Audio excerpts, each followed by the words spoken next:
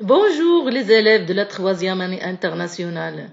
Aujourd'hui, je vous invite à étudier l'immunité de l'organisme. Passons au premier chapitre, le monde microbien et sa diversité.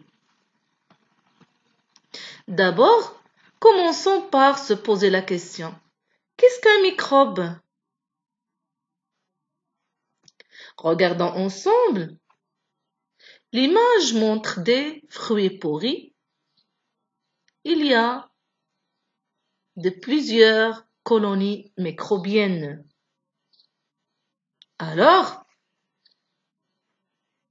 pour répondre à la question, les microbes sont des êtres vivants invisibles à l'œil nu. Certains microbes sont utiles, bénéfiques. D'autres microbes sont pathogènes. Ils provoquent des maladies infectieuses quand ils pénètrent dans l'organisme. Alors, où se trouvent ces microbes ou micro-organismes? Regardons les images. On peut trouver les microbes, par exemple, dans l'intestin grêle, où on l'appelle la flore intestinale. On peut même les trouver dans la bouche, sur la peau, donc partout l'organisme. Les microbes se trouvent dans l'eau, sur les vêtements. Ils sont transportés par les insectes. On peut les trouver en suspension dans l'air et aussi dans le sol.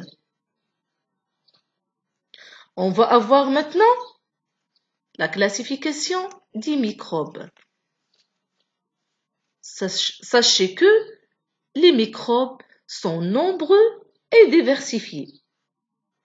On distingue le premier groupe. Ce sont les protozoaires.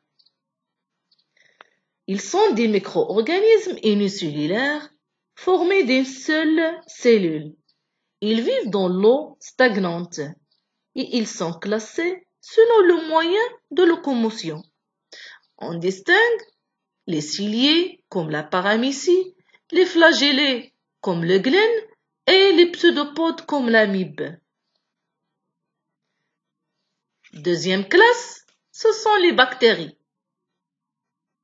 Les bactéries sont des êtres vivants microscopiques, le plus souvent unicellulaires et parfois pluricellulaires. La structure de leur noyau est incomplète à cause de l'absence de l'enveloppe nucléaire. On peut les classer selon plusieurs paramètres. Il y a la forme, la taille, la mobilité, etc. Prenons par exemple la forme. On distingue ici la forme sphérique. Regardons. Pour la forme sphérique, il nous donne les coques. Ce sont des bactéries de forme sphérique. Ici, il y a les diplocoques. Ils sont regroupés à deux. Il y a les streptocoques sous forme de chaîne et il y a les staphylocoques en amas. Deuxième groupe, ce sont les bacilles. Ils ont une forme de bâtonnet. Donc on trouve, il y a la forme ovale, il y a les streptobacilles et il y a les mycobactéries. On remarque d'autres formes de bactéries. Regardons ici, il y a plusieurs formes. Troisième classe, ce sont les champignons. On distingue les levures qui sont très utiles dans l'industrie et il y a les moisissures. On peut les remarquer sur les pains, sur les fruits et les légumes. Remarquons ici que le pénicillium est un champignon par lequel on fabrique la pénicilline.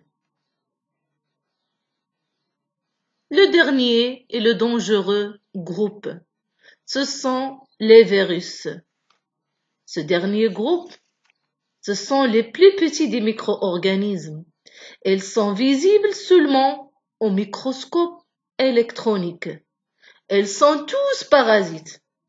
Ils ne se développent qu'à l'intérieur de la cellule vivante, appelée la cellule hôte. on distingue plusieurs virus comme le VIH de sida, comme l'Ebola, l'hépatite C, l'hépatite B, le virus de la grippe et actuellement le virus de corona.